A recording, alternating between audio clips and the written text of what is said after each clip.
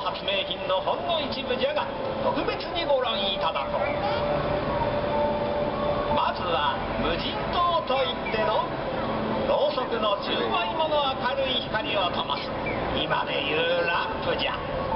操作は簡単。おおでこの通り。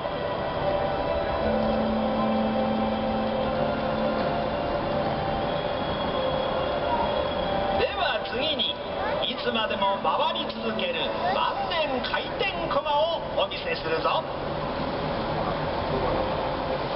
ほら見ての通りよーく回る。ほんに不思議なからくりじゃろう。今度はわしの作品の中でもお気に入りの弓引き童子じゃ。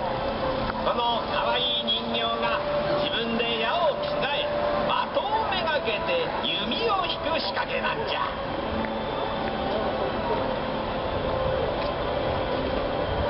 当時これを見てみんな大層喜んだもんだ。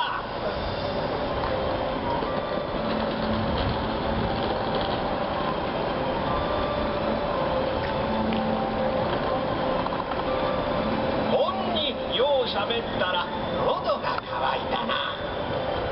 これこれ童子よ、お酒を持ってきておくれ。いっぱいやらせてもらおう。よしよし、ご苦労ご苦労。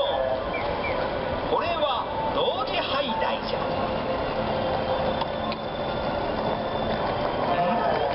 これはうまい。